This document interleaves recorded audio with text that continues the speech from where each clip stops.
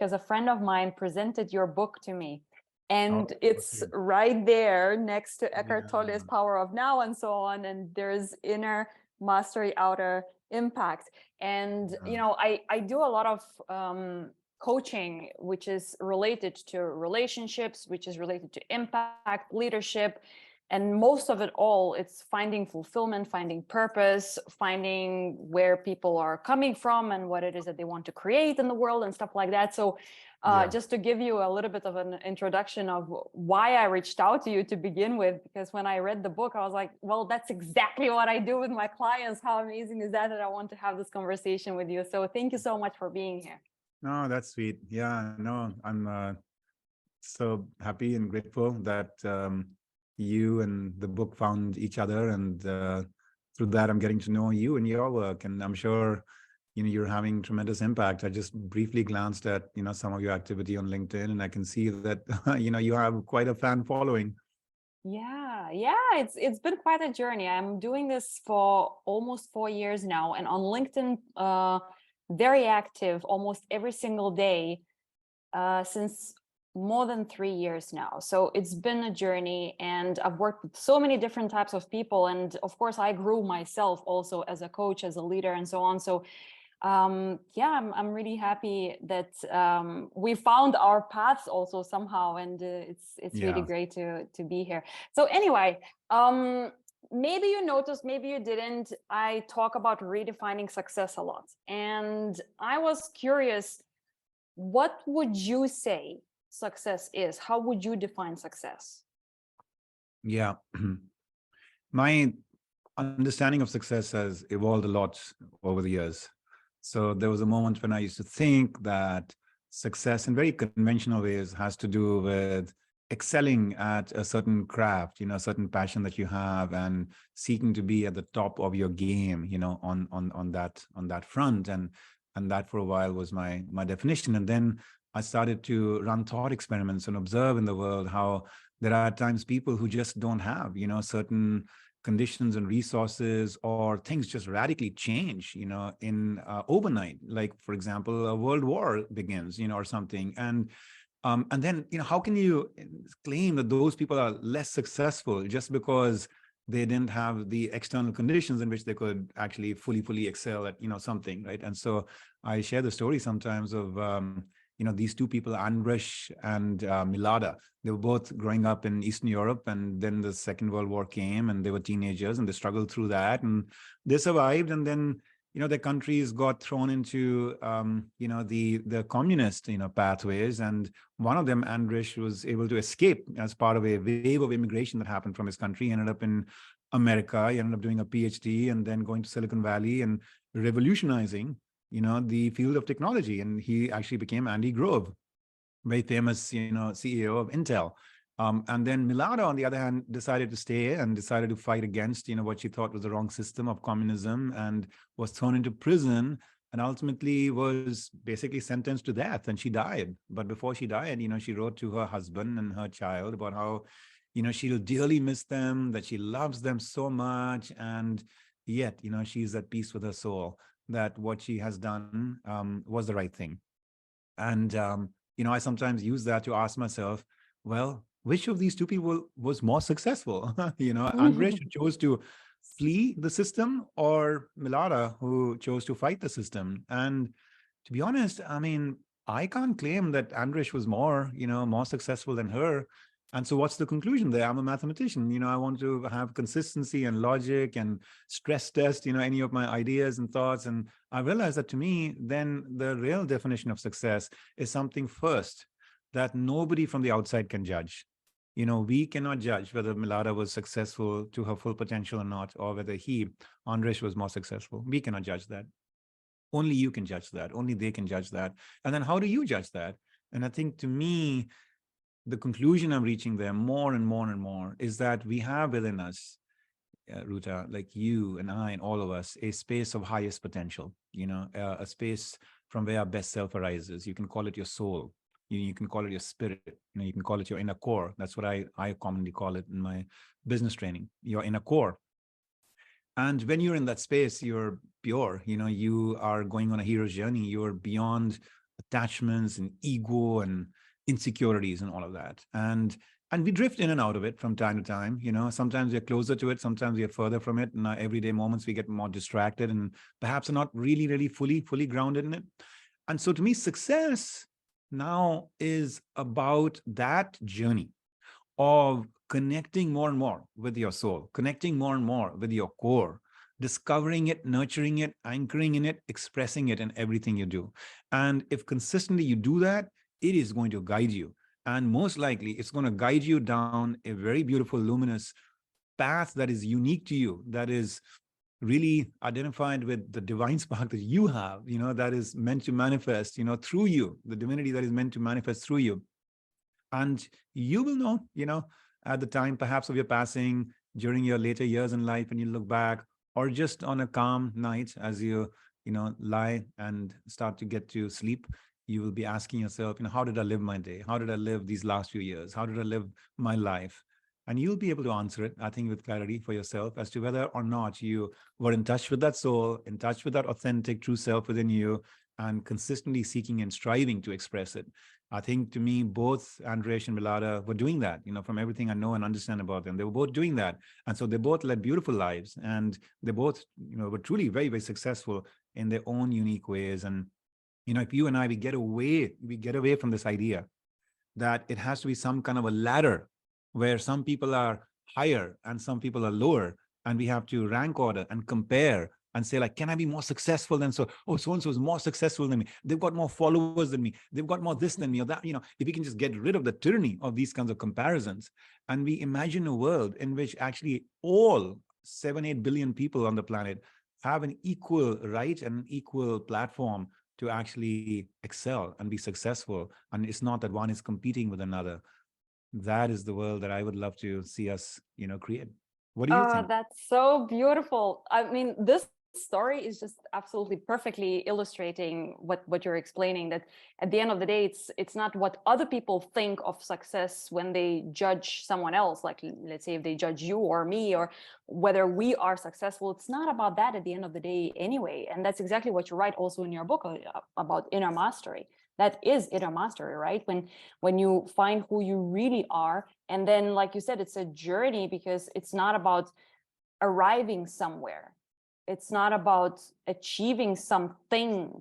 It's who you are becoming in the process of going after your dreams and going after what it is that you feel brings you purpose and fulfillment, and brings you a sense of like, oh, I live a life that's worth living. So it's such a beautiful illustration. And well, to answer a question, what it means to me, it's very much what you're describing, actually. So for me, it's a everyday choice to be the best version of myself, which sometimes it's maybe with less energy, sometimes with more, maybe with less fulfillment, maybe with more, maybe with less peace, maybe with more. But every single day you're doing your absolute best to move forward and to become more of who you are meant to be. And that to me is the ultimate success. And if this is how you walk through life, then by the end of your life, you will look back and you will be like, okay, I've made the most out of it. Yeah. That's beautiful. It's beautiful. I think we're very aligned on that. And, it's important to have all of us recognize that so much of life is not in our control, and the idea that anybody is a self-made something, self-made billionaire, self-made, woman or man is just an illusion, because right from the very get-go, two people had to come together and unite, in some beautiful way to create that kind of, just that first cell through which, life was contributed and shaped for you and for me. And then, a mother had to carry us in her womb, for 9 months selflessly, right? And then so many caregivers, her and others perhaps over time, that have had to nurture and develop us. And then the world that we live in. And yes, it is, somewhat of a strained and challenged world from time to time. Oh, so we owe it. We owe it to so many in the universe, both from generations past as well as present, who have contributed to any kind of material attainment and success we have. So I think that's another way through which to gain a little bit of sort of just grounding in humility, right? About any of your pursuits and attainments, that ultimately it's to be shared. The credit for that is to be shared with so many. And so we might as well, Mm. start thinking in more expansive ways about what true success is. Ooh, this is touching so many things, because I'm also largely talking about relationships in my coaching and my practice and all the content that I'm sharing. So that raises a question. What role do relationships play in one's inner mastery and outer impact? So in your opinion, when it comes to, indeed, are we really self-made after all or not? So how important are relationships and cultivating healthy relationships and allowing other people to help you, and asking for help and reaching out to someone and being thankful and grateful and all of these kind of things? What do you think about relationships? That's a great question. It's a great question.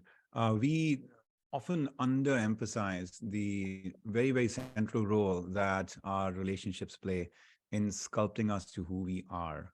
So I think one can analyze the question at four levels. The first is just the society and the milieu of the people that we live in, around, right, and the conditions of our time. So there are at any given point in time a certain set of very popular beliefs and ideas, and they have an unconscious impact on us. We might like to believe that we are independent thinkers, but fundamentally we are unconsciously shaped by just the habits or attitudes and ideas of the people around us, and what we read, and what the general emotional sort of energy is, at a given point in time around us. And so that's just something for us to be just watchful about, right? At every chapter in the history of humanity, this has played out.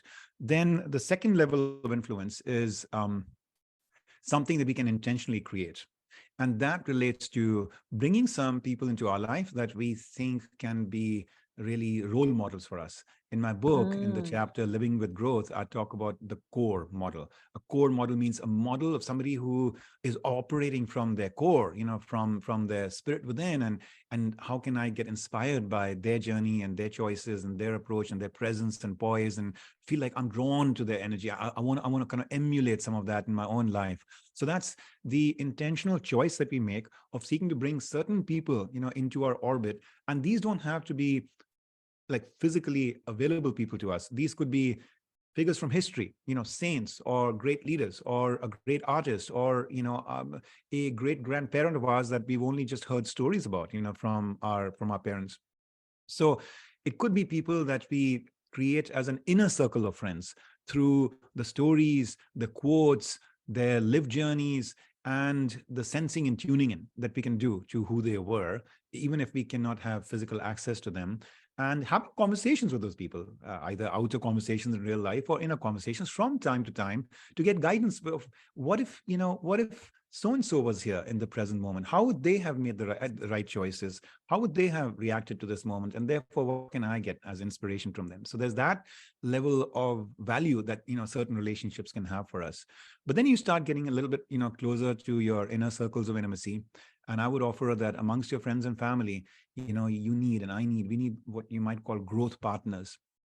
And growth partners are just exactly like what you said, people that we can turn to from time to time to have very honest, open dialogues. They can act like mirrors to very sort of freely and with good intention from their side, challenge us and be candid with us about, what's going right, what's going wrong, what are they seeing from the outside, where is our thinking and feelings distorted, and where are they real? Not merely be an empathetic sponge to actually allow us to just kind of vent and just like, have them commiserate with us about our troubles and challenges, but also ultimately be there to see through, some of that outer cloudy conditions at times that we operate within, to that pure and strong and resilient heart that we have, and remind us of that and take us closer to that. So these are these growth partners.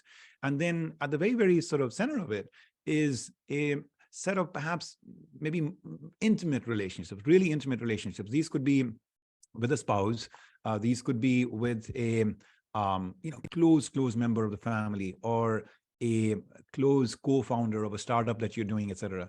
And these are sometimes people you're spending hours and hours and hours with every week. Certainly every week, if not every day. And what the research shows is that if you are seeking to move in a certain direction, where you want to grow, well, then it's really important that these people that you're spending a lot of time with, that they believe in that future version of you that you want to approach and become. They actually see that as who you are at your core. They don't even see it as necessarily retrofitting a new kind of thing on you, but just making you approach your true self. And they are cheering you on in that journey. Because if they don't believe in that, like you aspire to believe in that for yourself, if they're not cheering you on, like you are seeking to cheer yourself on, it will impede you. And the likelihood that you'll actually get there is going to be substantially compromised. And so being very conscious of that inner circle, and making sure you have the growth partners, making sure that in your very intimate relationships, you're harmonized and aligned about where it is that you're trying to head. And if you're not there, then patiently seeking to negotiate and work with them, open them up and inspire them about how that is your true self. And that is where you want to go. And then having them lend a helping hand. That's really powerful. So what I would take from all these 4 levels, like you said, the society, intentional role models, growth partners, and intimate relationships, just becoming aware and intentional and conscious of what it is that I want from all of these things, and how all of these parts, all of these levels, all these kinds of relationships influence my choices, and how do they shape who I am being, and does that actually feel right? Or maybe there's something getting in the way, and it kind of feels like, you know what, I'm living a lie, and I'm not really being true to myself. Which leads me to my next question, in fact. How important do you think is the relationship with yourself in this case? Yeah, no, I was gonna propose that we, instead of 4, shift into thinking about 5 key relationships. And the one you mentioned is the 5th and most important, Ruta. I think we are definitely, so aligned in our thinking on this. And so in some ways, that's the most important, right? Which is what you're really striving to do through the pathway of the 4 that we've talked about, is with the very first one, the outer societal things. You're just wanting to make sure that you can tune in to what is legitimate, but also tune out what you think is noise. And a critical way to do that is to create some buffer between you and the world, to create some moments of solitude and silence and self-reflection and contemplation. And the purpose for that is to be able to tune in and listen to that inner voice, from you. And then these growth partners and these more intimate partners and all of, and these role models, all of those are ultimately pathways and vehicles to help you get to activate that sort of attunement from their help, right? With their help, with that, what Abraham Lincoln would call his true friend deep down inside of him. He once said, look, I want to run the administration of this country at a time which was very, provocative, controversial, emotional in America, the Civil War. And he said, I want to run the administration of this country when he was president in a way so that if at the end of the day, I'm left with no other friend, I will at least have that one friend deep down inside of me. Beautiful. So powerful, so powerful. So, okay, when it comes to self-leadership then, and when it comes to finding that friend within us, for many, it's easier said than done. And a lot of people are really struggling with, how do I actually get there? How do I become my true self? How do I find that place? Who is that friend inside of me? And practicing that self-leadership and practicing that inner mastery, especially when somebody has been leading other people as well, when they create some kind of a reputation, identity, image, and all of these things. I wonder, what's in your experience, what would be your advice to someone who has been in a leadership position in one way or another, in various contexts of life? It doesn't even have to be leading a company or anything like that necessarily, but how could they start leading themselves to that place of self-discovery and befriending themselves and becoming more aware of who they really are? Yeah. It starts with belief. You have to believe that, just like, we get so pulled into the pursuit of outer riches, that there is, in fact, an even, more incredible adventure to pursue, which is the pursuit of inner riches. We have to just kind of sense that, and perhaps listen to some of those tugs from within and see in them the possibilities of a whole host of deeper self-discovery than we get the chance to do in the rush of modern day life. And if you are not making the space for that, if you are not honoring and tuning in to some of those stirrings that every one of us gets, even in the rush of life, we get those little tugs and stirrings from time to time. If you're not willing to pay attention to that, I don't think that you and I can really do anything, to help that individual at that point in their life journey. And then sometimes those same individuals, something will shake up and wake up, and they'll have a certain struggle or a setback or a certain dryness of spirit, that they'll feel from within. And then they'll be recognizing that, rather than just seek to re-enter the arena of the outer game of life and repeat, playing it and trying to kind of, revel in it, they're looking for something more. They're looking for something deeper, and when that moment comes, then that awakening comes, that hunger comes. And I think that's the starting point, to have that belief, that, interest, that curiosity, that motivation. Once you have that, then there are many pathways that you and we can all explore. I'm sure, Ruta, you both pursue some of these, and you talk about them in your work in coaching. And I'd be curious about which ones you found most helpful, both for yourself and others. But here are some that, for me, have been tremendously valuable to connect with that, friend deep down inside of ourselves. One is just the practice of solitude, taking some time away from the world. And I don't mean just taking it away from work. I don't mean sitting in front of your computer and watching TikTok, or listening to television, or even just hanging out with your family. That typically is considered to be like the right thing to do to get balance in life. I'm referring to a whole different kind of balance, which is the balance between your inner world and your outer world. We spend so much time in our outer world, which includes time with television or sports or our family, that's really not in balance, your inner and outer world, if you do not take time away for yourself. And one simple practice would be to find a park or some other place in nature that is accessible to you on a regular basis, and just go and spend time there by yourself. Go and spend time there in nature. Explore the wonderment and the magic and the beauty, of this creation, of nature. And just have silent conversations with yourself. Go on long walks by yourself. Journaling, spending time doing some form of, writing that elevates your spirit, that elevates your consciousness, that makes you feel deeply attentive and reflective to your life. Journaling can be another form of solitude. And then a third is forms of what they might call contemplative practice, that truth seekers, mystics, spiritualists, seekers of like the inner life have pursued for millennia, right? And that can be everything from just chanting, having a mantra, a very calming, song, piece of music that uplifts your spirit, connects you a little bit with something deeper, repeating that devotionally with an open heart, even if it's very simple words, just repeating it again and again, feeling almost a sense of fusion between your identity, the meaning of that idea, and perhaps the universe that it is building a bridge between you and the world for. And so chanting, just doing yoga, a practice like prayer, meditation, any of these are ways through which you are developing, if you want to call it, the interior life, the life that lies within. And when I say within, I mean not just as in pulling away from relationships, it's also pulling away from your sensory engagement with the world on the outside.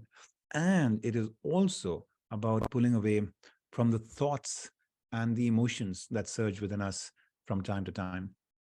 That can be very alien to perhaps a very active, materially engaged, Western life. That for others, for example, in the East, this is kind of like second nature. They've been, for again millennia, just been pursuing some of these like inner secrets and all of that. And I believe it's not an East-West thing at all. I believe there have been those people in the West as well, the contemplatives and all of that. But generally speaking, the thrust of modern day life has been very much about the outer sensory. And so it'll come as a little bit of a, oh, wow, really? Is there a part of me that exists beyond even my thoughts, beyond even the emotions I have, let alone the sensory engagement of the world? And yes, there is. And it's a cultivated art, and it'll take small steps and practice to get there. But when you do open yourself up to that, find the path, find the teaching, find a practice, regularize it, make it a habit, do it with, a sense of devotional, focus, the results start to come and they're so tangible. And then you realize, oh my God, I don't need no religion. You have this thing, well, we don't need no education, behind you, one of my favorite, like Pink Floyd songs from the past. I don't need anybody out there to teach me truth, to teach me, what the universe is about, because all of that wisdom, all of that attunement is already accessible to me in a very ineffable way, in a way that often is not even being expressed in words, but just through intuitive leanings that I'm seeing, stirred right at my very core. That's so beautiful. Thank you so much for all this advice. And well, first of all, when you say interior life, it reminds me also of a conversation I just had with one of my friends who accused me of being too German, even though I'm not even German. I'm Lithuanian. And he was like, you have so much German energy. You're such a, like, oh, you're such a doer. And that was an invitation and a reminder to me to slow down, create space, have that solitude, and just do a little bit of introspection and basically hit the brakes and go back into the inner world. And I think that is something that a lot of people should practice a little bit more to balance it all out. Like you said, the inner world with the outer world, and find that balance by slowing down. And people are just so much in a rush and constantly rushing, constantly doing something, constantly chasing something, constantly on another meeting, on another phone call, on another email, or anything like that. So one thing that I personally would give as an advice for somebody who is beginning to go on this journey, in addition to what you shared, which is amazing, is using emotions as a navigation system. Because what I have found is that whatever we feel that is kind of negative or is perceived as negative, that is an invitation to transcend, to understand, to really investigate. Why am I feeling sadness, anger, frustration, annoyance? Why am I triggered by something? And that is always an invitation to understand yourself better, and then to release all that tension and to release the old stories and narratives that make you feel that way, which then guide you to the feelings of joy and peace and balance and harmony and all of the positive feelings that are more in alignment with the vision that you have as a dream life, as how you want to live your life. So for me, that's an ultimate tool that I personally use in my own toolbox, to use my own emotions at any given moment to be like, why am I triggered about this? Why am I feeling negative about this? How can I change that? How can I shift that? How can I release that? How can I move forward? How can I move on from that story, and so on? So that's what came up for me when you shared that. I like that very much. I like that very much. One way you and I, and we can just think about ourselves is that, I have these different sort of layers to myself. There's my bodily behavioral self, engaged with the senses, engaged with a certain active connection with the world, and enjoying, in a sense, sensorily, right, the beauty of the world and life experiences. And then, and then there's a part of me which is my cognition, which is my thinking, and that's my thinking self. And and sometimes it's working for me, sometimes working against me. So what can I do to harness the power of my thoughts, to direct them in a path that actually will ultimately get me to happier and better places? And then there's my emotional self, and that's also place of consciousness that I operate with. And so rather than ignoring it, what can I do to lean into every emotion that comes to me, to pay attention to it and to do exactly what you're saying, like ask myself, what is triggering it? What is causing it? What's the most constructive response I can have towards it? How can I use this for something that will make me go in the direction of happiness? And so I love that. I love that. And then there is a part of me which is in stillness, which is in tranquility, which is, pure peace, pure spirit, pure joy. And that, that's the part of the inner life that I was emphasizing, but it's equally, I think, powerful and relevant to do what you're saying, which is to actually emphasize the need for us to be constantly in stewardship, a feel of responsibility and ownership we have over how our energy is being expended in thoughts and emotions as well. Yeah, exactly. So in your experience, would you say that without practicing these things like self-reflection, inquiry, awareness, personal growth, just questioning things, why am I feeling this way? Without this mindful and purposeful living, is it possible to feel truly content without these practices? Yeah, I mean, the thing is, I am not going to stand in judgment, right, of any life. If any of our listeners, right, is feeling really happy and comfortable with the way they're operating in their life today, who am I to tell them that they should change something, right? But what we do know statistically is that life will have material upswings and downswings. And so when one is going through a period of material stability, one has to recognize that this too shall pass. And at some point, something or the other will hit one, because that's just the nature of life. I don't know a single life. At the end of the day, we have to face the ultimate calamity of our own death, and if we don't face that in our 50s or 60s or 70s or 80s, then we have to face the calamity of the death of all our loved ones before we are going to die. And then the calamity of sort of loneliness of like, the only people I'm left with are my children and grandchildren, and they're busy leading their own lives. And all those people who used to call me and who used to have those shared memories with me, they're dead. So the point is, life is, going to throw these zingers at you.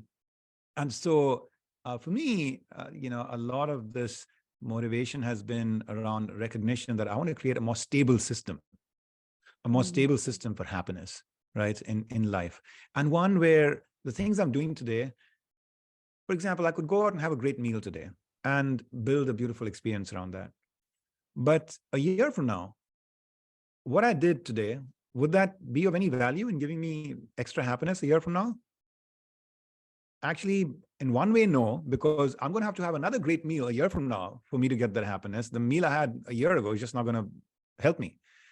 But on the other hand, if I cultivate a practice of gratitude, of curating fond memories of experiences I've had and feeling a great sense of appreciation and gratitude about them, if that's a habit I have, then a beautiful dinner that I had with a dear friend today, even a year from now, it's going to live on as a beautiful memory, and it's going to bring me joy because I've cultivated that intangible practice of gratitude, right? Yeah. And so these are just thought experiments that I would encourage any or all of us to conduct, which is like, even if you're having a really happy and good life today, just be mindful of stress testing it against, like, what if tomorrow I have to confront the death of a loved one? What if I have to confront ill health? What if I have to confront the loss of a job, or this or that or whatever?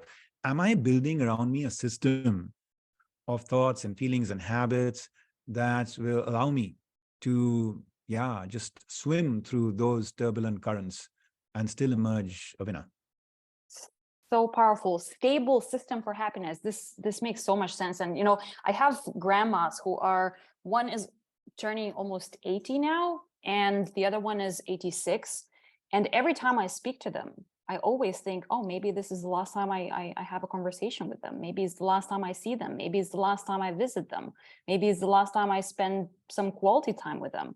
And it's something that I also would encourage everyone to live that way, with this almost like a reminder, you know what, maybe it's the last time I'm spending this time in that particular way, and I'm creating a memory also, and I will bring that memory into the future with me am I going to regret this, or am I going to be proud of this, and I will actually have a good feeling about it moving forward. That is so beautiful. That is so beautiful. I love that practice. People sometimes think of death as a very morbid thing. They want to just keep it out of their mind, the death of a loved one, of themselves, and all of that. And at the same time, it can become our greatest friend, when we start to recognize that every day is a gift. Every, beautiful experience is a gift. It is not an entitlement. It is not something that I can just expect. And that discipline of what you said, when you're with somebody who you repeatedly have met, you expect to keep repeatedly meeting, you can just start to become very complacent and take those things for granted, and doing it the way you are, by honoring every experience, as a gift, is so beautiful. Yeah, absolutely. So I want to come back to what you mentioned a little bit earlier about outer riches, and bringing it back with the outer impact from your book. So when talking about outer riches and outer impact, it's easy for people to fall into this belief that it has to look as well. It's all about serving other people. It's all about practicing some, participating in charities, or some voluntary work, or running a business, or having some kind of a fulfilling and important, role in the world. So what is it that outer impact is all about in your eyes? It can be qualitative and it can be quantitative. And I had a friend of mine a student of mine who shared the story about how he said, when I was growing up, I didn't see any love, between my mother and father. The anniversaries would come, her birthdays would come and go. And I just didn't see my father doing anything like truly affectionate, like taking her out for a special dinner or giving her some special gift. And I just, kind of like felt bad about it. But anyway, life was progressing. And he said, when I was about 12 or 13, my mother felt really unwell. And my father basically took time away from his work to look after her. And then days would come and days would go, and she was not yet recovering. And at some point, the employer started to call my father to say, we need you back at work. And he said, sorry, I'm not going to come until my wife is back, on her feet. And ultimately he had to quit his job, because of that. And he said, some days I would come back home and I would say, Father, you should go out. You should go out. I mean, let me be here. And he said, no, until your mother is well, I'm just not gonna like leave home. I'm happy here. I'm happy here serving her. And he said, ultimately, about 9 months into the whole experience, she did recover, and we got our family life back. My father went back and re-entered the profession. And he said, but it completely changed my conception of what love is, because I realized in that case, my God, there was never a lack of love between them. It's just that I had interpreted love to be a certain thing. And actually, there was a whole different way of thinking about it, which is what my dad manifested in that moment. And I want to share the story because that's an example of an individual, his father, who probably, for a period in his life was pursuing some of the very quantitative outer measures of success around, how much am I earning, and what level am I, at my organization now? When will I get my next promotion? Can I make it all the way to the CEO? And then suddenly a moment comes in his life where he has to move from the quantitative to the qualitative, right? Which is like, what, my purpose in the present moment, my definition of success is just being here in the service of this one loved one and nursing her and supporting her until that chapter in my life is fully written, right? And who can look at him and say, oh, what a loser, he compromised his success. Did he compromise success, or did he actually reveal and teach a lesson to you and me about how we can all be adaptive, and that success is not something that can be quantified in some kind of singular fashion for everybody? It depends on the situation. In some cases, we may want to keep expanding our impact and touching more and more lives and engaging in more and more causes and rising more and more higher in whatever profession we are in. And in some other cases, we may want to retreat to an inner circle and retreat to a very, very smaller playing arena and be of service there. And if we can look at every individual whose life we touch as as being representative of this beautiful quote that comes from this, I think French mystic, Pierre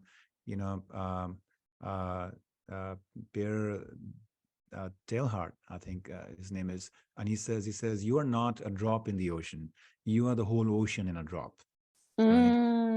Beautiful. So here I am, let's say, tending to somebody I love and looking after them and serving them. I might feel like, oh, I've retreated from the ocean of the world out there to this drop, but actually the whole ocean is in this drop. Right. So such a beautiful analogy. Absolutely. So this also reminds me of, I've worked with a lot of different people from different walks of life, and also very successful people in high positions and so on. And what I noticed as a tendency is that, well, especially leaders have a hard time to embrace change and loosen up a little. And they're holding on to this, like, this is the way I've achieved everything, and they want to have this control, and they feel like if they will start now embracing a little bit more of a maybe an inner world, maybe more harmony, maybe making different decisions, maybe doing something differently, they feel like they're out of control, and they feel like they're afraid of something that they believe they're going to lose as a result of that. So, and yet that is exactly what they want. They want a change, and they come to me and to you for change. They want something different. They want to feel differently. They want to feel more fulfillment and balance and harmony on all of these great things. So basically they're called to surrender into the unknown, but they are really terrified. And especially as a leader who is, like, I'm a leader who is leading a company or a team or whatever it is, they have this image and they have all of these aspects that come with leadership that they are called to kind of drop in some ways.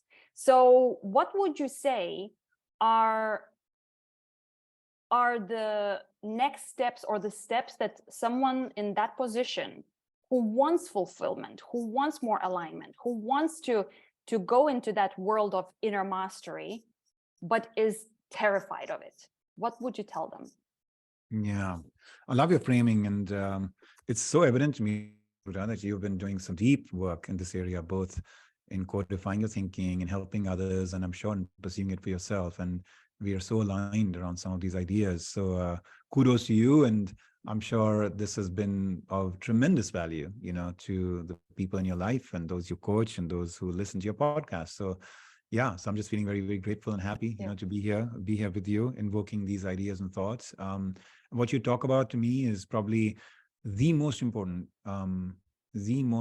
capability for any high performing individual in life, high performing executive, just high performing anything, doctor, policymaker, politician, etc. Why? Because today we're living at a time, and I know, which is very disruptive, which is dismantling an old order and rebuilding the world in new ways. And we don't even know yet what those new ways are going to be, geopolitically, socially, technologically, educationally.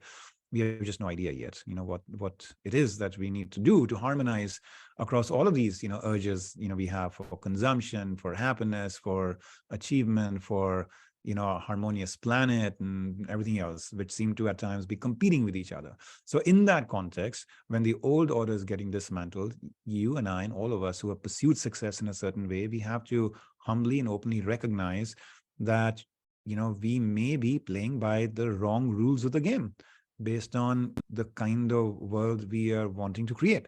And I don't just mean the outer world in terms of just, the planet at large, but also in a sense our own personal world, with regard to the balance and the quest for happiness and the health in our relationships and our own personal health, and yet, the questing for outer success and adapting it to different chapters of our life. If we reach a certain stage of adulthood, or a certain stage of, midlife crisis, or a certain stage where we are getting close to retirement and what have you. So there is in the universe always an expectation, and certainly at a very intense period of change like today, for us to be open to reinvention. Now, when I say reinvention, I mean from the outside. It doesn't have to be reinvention on the inside. So just like a wheel that is actually, spinning, right? The very, very center of the wheel doesn't move at all, but the outer circumference of that wheel is spinning at a heady pace. What about that as a model for how we live a life, which is that we have a certain steadiness at our core, but that is being expressed in rapidly adapting and changing and shifting ways on the fringe, on the outside. And so that's one way through which these individuals, you may struggle a little bit and feel insecure about letting go, can perhaps realize that, true freedom, true success, true joy comes at that point of intersection between staying in control and letting go. It's not that you're giving up one for the other. The staying in control is about doing your best, constantly striving to be in tune, really taking on a certain path and pursuing it, to the best of your abilities. So you don't give up that. You keep going down that path, but you don't get too attached to a certain outcome. You don't get attached to a certain, material result or a certain external form through which your spirit is being expressed today, because those things are going to need to change. Your body will age, people around you will come and go, the state of the economy is going to shift and change. And so these things on the outside, don't get too attached to them. Enjoy them, lean into them, celebrate them, honor them when you have them, but also don't live and die by them. And so if we can operate in that way, where we are very directed from the inside, very guided from the inside, feeling very anchored and steady on the inside, but realize that, when we show up in the theater of life, on that stage, we are just playing a role. And for a while, we might play the role of a queen, and we might have a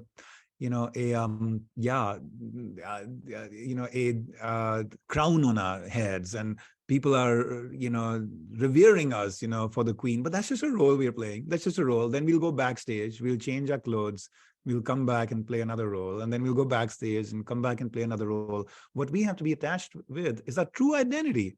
And a true identity is of that individual who takes on the role of an actor and comes and plays one role or the other.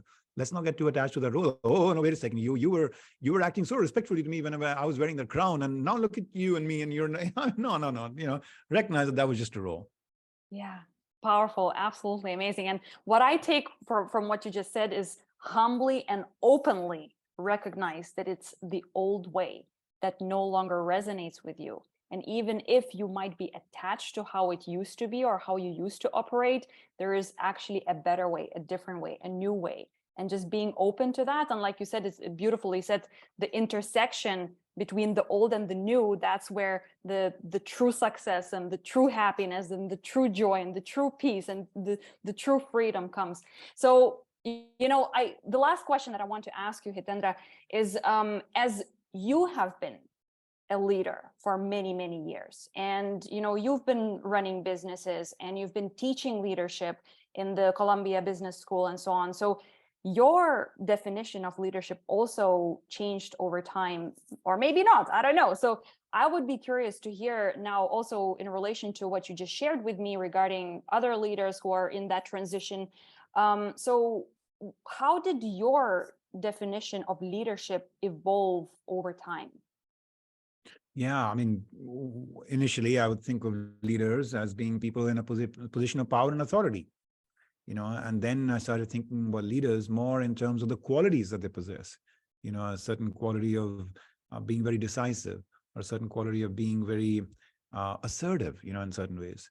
And then all of these models started to break down for me, because first of all, I started to study and see that there were individuals sometimes at various walks of life, sometimes, even just a child, who had a brilliant insight or an idea or a certain quality that just uplifted, people's thinking and understanding at a certain point in time. You look at, Anne Frank, being stuck in an attic in Amsterdam and writing this beautiful diary of Anne Frank, which I've studied and reviewed, as one of my blogs. And my God, there's so much any or all of us can learn from this, this beautiful, tender little life. And so obviously the idea of like leadership being from position of power and authority breaks down when you think of people who have been spearheading a new consciousness in the world and who can be coming from just any walk of life. Then this idea that they have to possess certain qualities from the outside. Well, decisive, is that a good quality? Well, what about the opposite of that? Patience, is that also a good quality? The idea of being assertive, is that a good quality? Yeah, sometimes you need, that confidence, that push, that energy from a leader. But sometimes pulling back and honoring the comments and ideas and sentiments of others, and just sensing how much you can actually take people forward based on where they are today, the notion of agreeableness from your side, tuning in and connecting and helping support others on their journey, it also becomes a very important leadership quality. And so what is leadership? If it's not about power and authority, and it's not about certain qualities, and what I've converged with is perhaps something that we very much started a conversation with right at the very beginning, when you asked me what my definition of success, which is that leadership is really about bringing out the best in yourself and bringing out the best in others, and seeking to do that in all situations in the service of a noble purpose. The noble purpose can be that you're the CEO of this company and you want to adapt and evolve and make it succeed in today's time. That's the noble purpose between you and the team. So how can you bring out the best in others and yourself?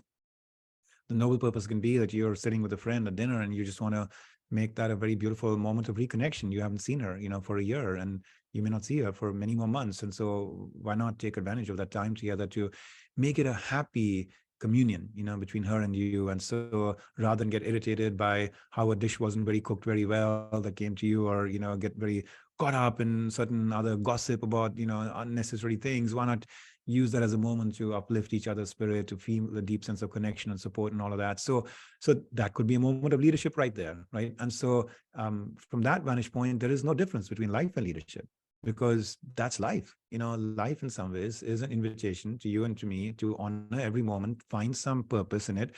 If we are in the company of others, find some common purpose in it. And in that common purpose, quest to stay in that state of inspiration, upliftment in spirit, because, life is short, is fleeting, it's going to go by in the blink of an eye. We might as well try to be inspired, as many of those moments as I can, extract as much juice as we can from every little ounce, of that, magical thing called life.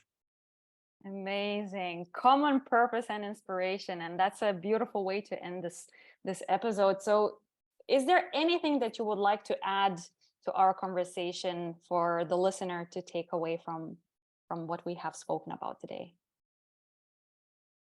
Your listeners, by virtue of following you and seeing and sensing what I do about you, Ruta, they should know that they're on a good path, and they should know that within them lies a piece of gold, and the ideas and thoughts that you're offering them is a tremendous catalyst to help them get there. Ultimately, they can't outsource it to you, they can't outsource it to me or to anybody else. They have to do the choice making, they have to do the hard pivots and shifts in their own life to get there. They have to run the experiments in their own life to get there, but they have pure gold within them. And the fact that they're following you means that they're already choosing to open themselves up to some transformative possibilities of growth, for which I'm cheering them on and cheering you on. Amazing. Amazing. This is like a mic drop situation, because seriously, how beautiful. I also do believe that the people who are listening to conversations like these, they are already on the path, and they're already learning about what it is that they want to create, who they are being, who they want to become. And yeah, cheers to that. Thank you so much. Thank you so much for being there. Here, not here, everywhere, New York, Portugal, wherever we are. And thank you for taking the time. Thank you for everything that you do as well, with your incredible work, with the book that's right behind my back somewhere there. Thank you so much. And I wish you a beautiful, beautiful day. Yeah, Ruta, thank you too. I'm very grateful. Stay in touch. And if you travel to the US, then let me know. I'd be happy to see you in person. Yeah. Yes, absolutely. Likewise. Yeah. Yeah. Speak Good luck soon. with all you do. Thank you. You too. Okay. Thank you. Yeah. Bye Take bye. care. Bye. Bye. Bye.